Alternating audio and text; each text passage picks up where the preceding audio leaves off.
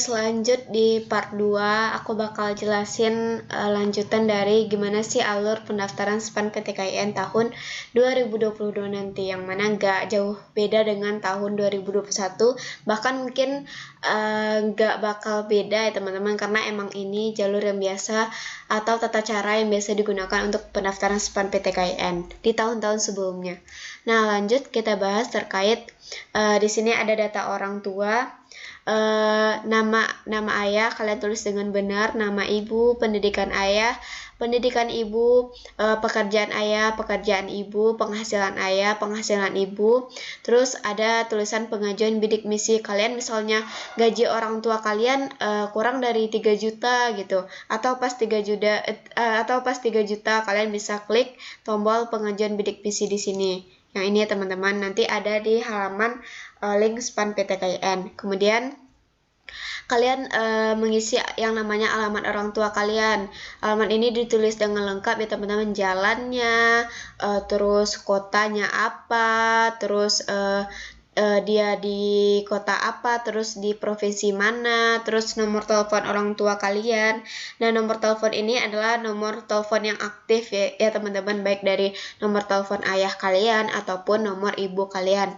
Nah, misalnya kalian udah ngerasa dari atas tadi nilai rapor kalian udah aman, terus data kalian udah aman, udah benar, udah kalian pastiin benar, data orang tua udah kalian pastiin benar, gaji orang tua udah kalian pastiin benar, dan kalian mengajukan bidik misi, kalian merasa udah benar tuh semua dari data-data yang udah kalian isi, dan pastikan itu benar ya teman-teman. Sekali lagi aku bilang ke kalian harus mengisi data dengan benar, dan kemudian setelah merasa benar kalian klik yang namanya simpan biodata. Nah, secara otomatis biodata kalian akan disimpan di halaman SPAN PTKIN. Nah, langkah selanjutnya apa sih Kak yang bakal kita lakuin setelah mengisi data diri, data orang tua, dan juga nilai rapor kita tadi? Nah, selanjutnya ini teman-teman, kalian dituntut atau diwajibkan untuk memilih PTKIN dan program studi. Pada halaman isian pilihan PTKIN dan program studi, siswa menentukan PTKIN yang dituju serta program studi yang dipilih. Siswa diharuskan memilih 2 PTKIN dengan masing-masing 2 pilihan program studi. Nah, di sini ada bold ya teman-teman. Di sini menekankan bahwa urutan program studi yang dipilih menunjukkan urutan prioritas pilihan siswa. Misalnya nih, kalian memprioritaskan jurusan hukum keluarga. Nah, misalnya kalian taruh hukum keluarga di pilihan 1, berarti itu yang paling kalian prioritaskan gitu. Jadi kalian bisa milih beberapa jurusan dengan memprioritaskan salah satu jurusan dan menempatkan prioritas jurusan itu di pilihan pertama. Karena di sini dijelaskan bahwasanya urutan program studi yang dipilih menunjukkan urutan prioritas pilihan siswa. Nah, kemudian untuk memilih PTKIN dan program studi, pertama klik pada tombol wilayah. Tombol wilayah akan memunculkan daftar PTKIN yang masuk dalam wilayahnya. Nah, contohnya seperti ini teman-teman. Ada yang namanya wilayah 1, wilayah 2, wilayah 3, wilayah 4, wilayah 5, wilayah 6. Nah, di wilayah 1 ini kebanyakan ada di sini ada Yayan Imam Bonjol Padang. Di sini udah jadi UIN ya sekarang teman-teman. Kemudian ada Yayan Padang Sidimpun, ada Yayan Zawiyah Kotkata Langsa, ada Stain. Di sini ada UIN Sultan Syarif Kasim Riau. Di sini ada UIN Sumatera Utara Medan. Nah, misalnya PTKIN yang kalian tuju nggak ada nih di wilayah 1. Kalian tinggal klik wilayah 2. Nah, di wilayah 2 ini misal ada UIN Jakarta, UIN Bandung, UIN Malang, atau UIN lainnya, atau IAIN lainnya gitu. Misalnya pilihan kalian ada di pilihan 2, ya udah kalian langsung klik yang namanya PTKIN-nya. Tapi misalnya di nomor 2 tetap nggak ada PTKIN yang kalian tuju, kalian lanjut nomor 3. Kalau misalnya tetap nggak ada, kalian lanjut ke nomor 4. Kalau misalnya tetap nggak ada, kalian lanjut ke nomor 5. Kalau misalnya tetap tidak ada, kalian lanjut ke nomor 6. Karena wilayah 1-6 ini merupakan bentuk persebaran dari PTKIN yang ada di seluruh Indonesia, baik itu UIN, YAIN maupun STAIN gitu ya teman-teman. Semoga kalian paham. Nah, kemudian selanjutnya klik pada salah satu PTKIN yang dituju. Pada kolom sebelah kanan akan muncul daftar program studi dari PTKIN yang bersangkutan. Pilih 2 program studi yang diminati sesuai urutan prioritas. Kemudian pilih drop down di bawah untuk menentukan pilihan Anda akan disimpan sebagai pilihan PTKIN 1 atau PTKIN 2. Nah, di sini ya teman-teman, misalnya nih kalian milih yang namanya UIN Sunan Ampel Surabaya. Kalian udah klik yang namanya UIN Sunan Ampel Surabaya, nama PTKIN yang sudah kalian pilih. Kemudian bakal keluar tuh yang namanya prodinya. Di sini ada prodi bimbingan konseling Islam, filsafat agama, ekonomi syariah, hukum keluarga, pidana Islam, tata negara, dan banyak lagi. Di sini ya teman-teman, di sini daftar jurusan. Nah, kalian menentukan tuh pilihan 1, pilihan 2-nya yang mana. Langsung di sini sudah ada yang namanya kuota. Nanti di 2022 bakal ada update kuota dari masing-masing jurusan yang ada di UIN tersebut. Nah, misalnya kalian mau filsafat agama pilihan pertama, ya udah kalian klik pilihan pertama filsafat agama. Kemudian pilihan kedua kalian mau ilmu hadis, ya udah kalian klik di pilihan 2 ilmu hadis. Kalian tinggal klik lingkaran ini aja teman-teman. Atau seperti contoh di sini kalian pilihan pertama mau ekonomi syariah, kalian tinggal klik pilihan 1 ekonomi syariah. Kemudian pilihan kedua hukum keluarga, kalian tinggal klik yang namanya pilihan kedua hukum keluarga Islam. Nah, di sini dijelaskan, kemudian kalian klik yang namanya simpan pilihan. Nah, di sini ada yang namanya drop down pilihan PTKIN 1 atau PTKIN 2. Nah, PTKIN 1 kalian tadi milih misalnya UIN Sunan Ampel Surabaya, kemudian PTKIN 2 kalian misalnya pilih UIN Jakarta. Nah, di sini ada klik tombol simpan pilihan dan pastikan kalian sudah memikirkan dengan matang jurusan dan UIN yang kalian tuju sebelum kalian simpan data-data kalian. Nah, di sini kan dijelaskan nih. Terakhir klik tombol simpan pilihan untuk menyimpan pilihan Anda. Nama PTKIN dan program studi yang telah dipilih akan ditampilkan pada tabel pilihan Anda saat ini di bagian atas. Nah, di sini teman-teman, setelah kalian memilih, nanti akan muncul nih tabel seperti ini. Anda berhak memilih 2 PTKIN dengan masing-masing 2 pilihan prodi. PTKIN yang Anda pilih tidak boleh diulang gitu, maksudnya teman-teman, tidak boleh diulang lagi gitu. Nah, pilihan Anda saat ini PTN 1 UIN Sunan Ampel Surabaya. Nah, ini teman-teman, kalau kalian ambil UINSA pilihan pertama berarti di sini UINSA, atau misalnya kalian ambil pilihan pertama UIN Jakarta, di sini bakal tulisannya UIN Jakarta dan 2 prodi yang kalian pilih. Pilihan kedua IAIN Surakarta. Nah, di sini akan ditulis pilihan kalian dan juga prodi kalian. Atau misalnya kalian mau UIN Bandung pilihan kedua, di sini akan ketulis yang namanya UIN Bandung. Nah, di sini bisa dilihat ya teman-teman, kalian tidak bisa memilih satu PTKIN. Misal mau UIN Sunan Ampel Surabaya aja Kak, nggak bisa teman-teman. Kalian harus memilih 2 yang namanya PTKIN. Kemudian jurusan yang kalian pilih nggak boleh sama juga antara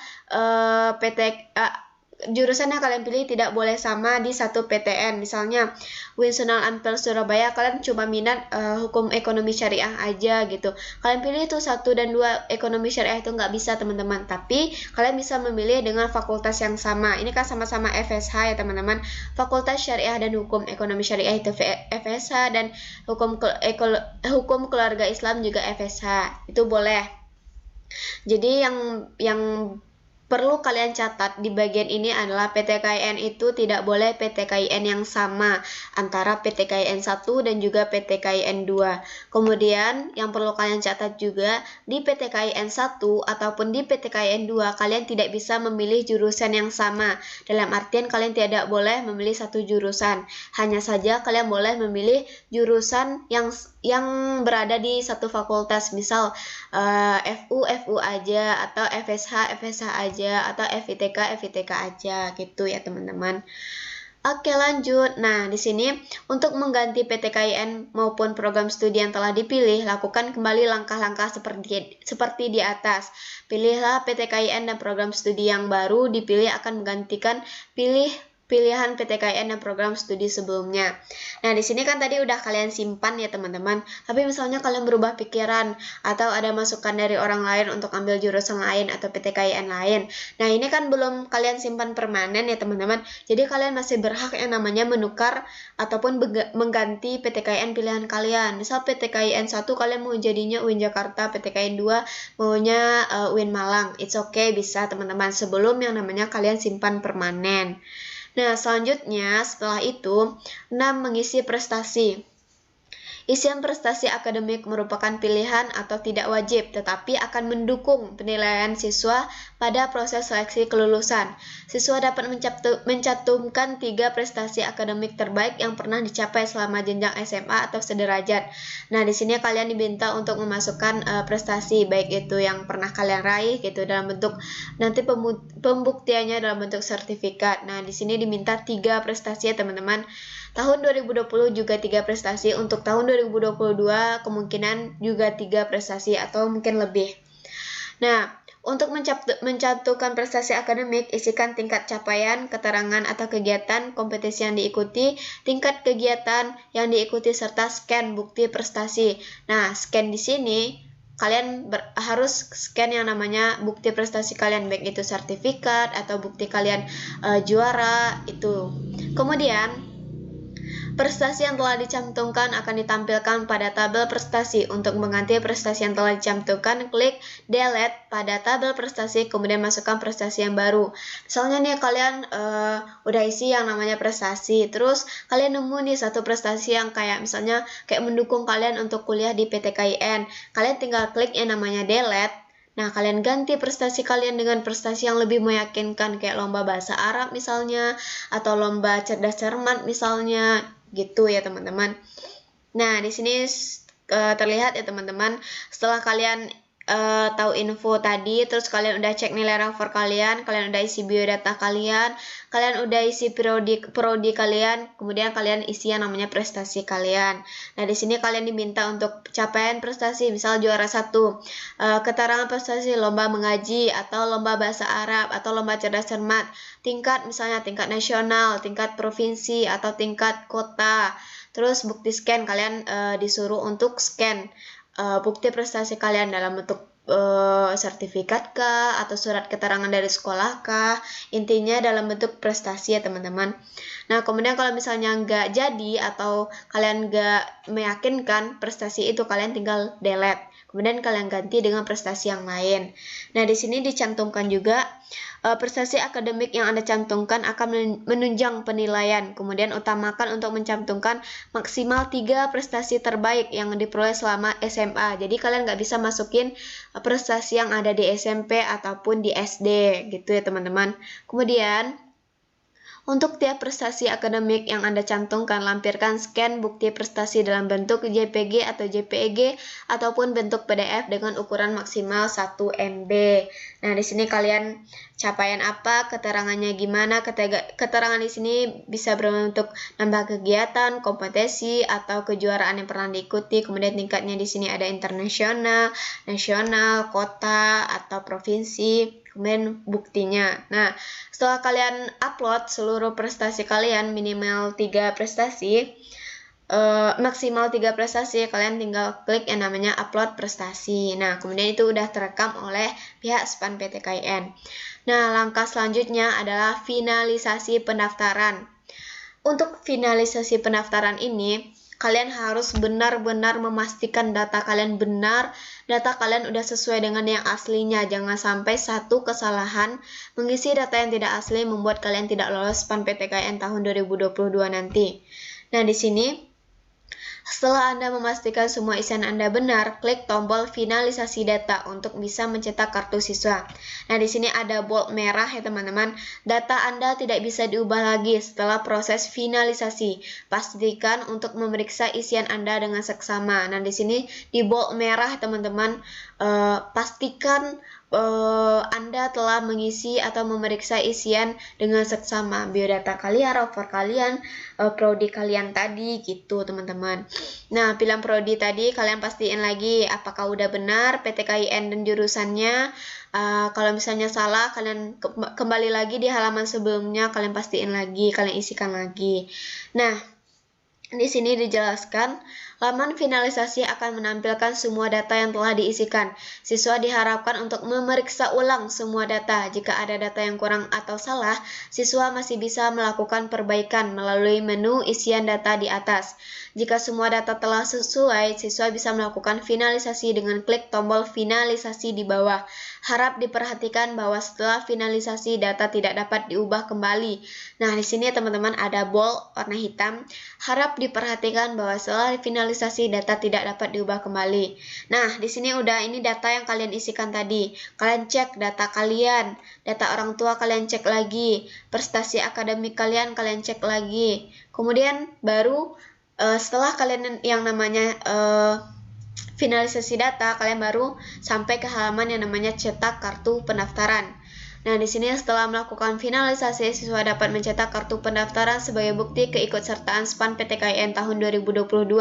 Kartu pendaftaran ini nantinya diperlukan sebagai kelengkapan daftar ulang di PTKIN pilihan siswa setelah siswa dinyatakan lolos.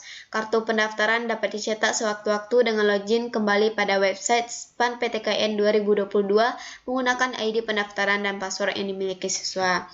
Nah, setelah finalisasi tadi ada tulisan cetak kartu berwarna hijau. Kalian tinggal klik dan kemudian kalian langsung yang namanya cetak kartu.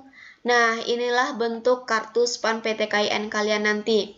Di sini nanti akan tertulis kartu tanda peserta SPAN PTKIN 2022, kemudian ID pendaftaran, nama lengkap kalian, asal sekolah kalian. Nah, untuk ID pendaftaran ini jangan sampai orang lain tahu gitu. Jangan sampai teman kalian tahu ataupun orang-orang sekitar kalian jangan sampai tahu, kecuali guru kalian itu pasti tahu ya, karena ID pendaftaran datangnya dari guru. Kemudian password kalian jangan sampai tahu. Kemudian di sini juga ada PTKIN pilihan 1 kalian, PTKIN pilihan 2 kalian gitu. Dan di sini ada tanda tangan kalian. Kalian nggak perlu isi tanda tangan ini. Semoga kalian paham ya teman-teman, itulah beberapa alur SPAN PTKIN tahun 2022 nanti yang kemungkinan besar tetap sama dengan tahun-tahun sebelumnya. Oke, sekian dari aku. Jangan lupa like video ini, komen, dan juga subscribe. Jangan lupa bunyikan notification-nya agar kalian tidak ketinggalan informasi seputar SPAN PTKIN, UMPTKIN, dan tryout gratis lainnya. Oke teman-teman, see you. Assalamualaikum warahmatullahi wabarakatuh.